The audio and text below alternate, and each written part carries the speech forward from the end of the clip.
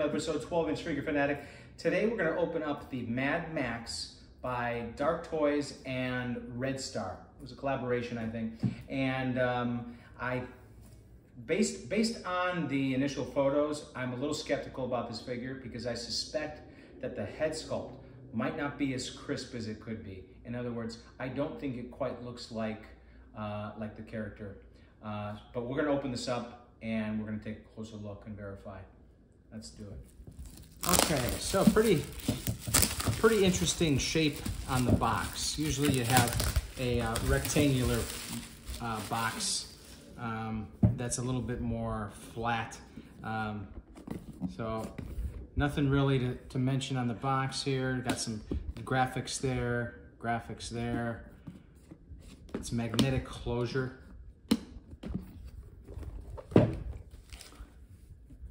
All right, is this gonna look like Mel Gibson or not? We're about to find out. Ready for the unveiling? Not really. I'd have to say, they gave it an honest effort. Yeah, there's something way off about this. I mean, a little bit better from profile. It looks like more like Bam from Jackass. Yeah. See what I mean? See what I mean? Oh, man. Okay, let's look at the rest. I braced myself for this.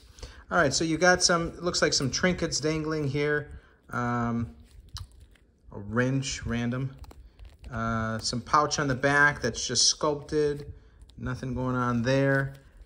This is made out of plastic here, both sides. There's good pliability to it. It's got some hinge on there.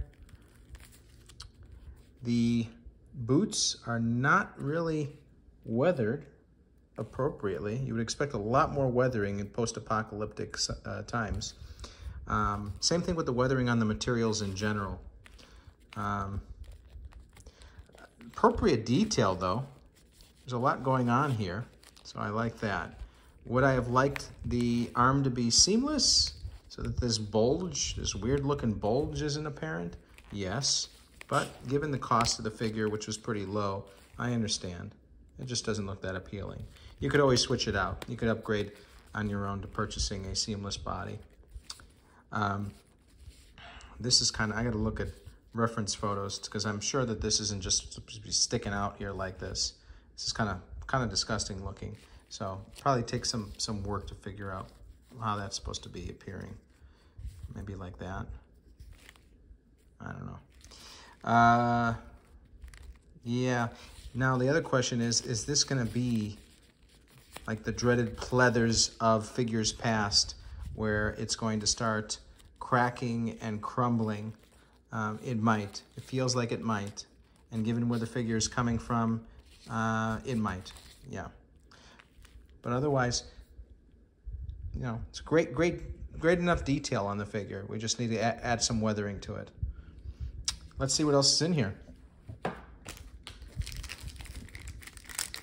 right, so we got another head sculpt. This one's with his beat up eye. So pretty much the same sculpt with just that modification. Actually, no, now that I look at it, it does look a little bit different. This head is, first of all, this head is smaller. The one on the left is smaller, and the mouth is a little bit narrower. The nose is narrower. Yeah, it is a completely different head sculpt, and this one does look more like Mel Gibson than this one here. Although this one is more detailed. Whoop, there goes that. Let's see what else we have here. Oh, quite a bit. All right. So we've got some binoculars. Now these are weathered. And they don't have, sometimes they'll go so far as to put lenses in there, plastic shiny lenses. They didn't do that on this. And it's a single sculpt. It doesn't bend at all. And then you have this pad here. I'm sure that's arranged on the shoulder. I'll verify before giving my final thoughts. And you have this shotgun here, quite a bit like the one used by Antonio Banderas in Desperado. So if you don't end up using it for this figure, you could always repurpose it for that. I do already have a Desperado figure with one of these. So that moves, that's interesting. Other than that, there's not too much going on. Oh yeah, no, this opens. As a matter of fact, here's some bullets. Let's see if the bullets fit in. I never had one where the bullets fit in there. Let's see. Oh, that's the back. Oh yes, it fits. Let's put the other one in there. That fits. Does it close? Yes, and it closes. How cool. I love it. I love it. I've never seen one like that before. Okay, cool. 2 extra hands. Dinky D. I haven't seen this movie in a long time, but I imagine this is the dog food for...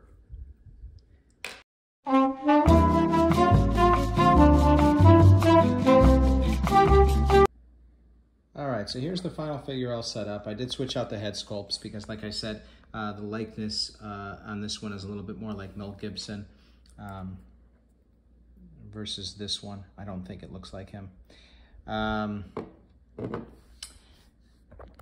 put this armband on. It was a little challenging, but I got a nice tip in the comments of one of my previous videos. Hey, why don't you loop the strap in before you actually slide it onto the arm or the leg, if that's the case. And that worked out well. I had a duh moment there. The gun doesn't necessarily snugly fit into the hand. It is a little delicate. It's a little loose. But otherwise, this is this is not an expensive figure, so you get what you pay for. I'm going to take off the most points on this figure because of this damn head sculpt that looks nothing like Mel Gibson. But this one gets a little bit closer, at least. Overall, I'm going to give it an 8.4. Yeah, it checks all the basic blocks. They could have done better, a little bit better with the materials, with the attention to detail, with the weathering, but you would probably expect to pay a little bit more for all of those things as well. I do like that they included the dog. Yeah, so overall a good figure. Thanks for tuning in, guys.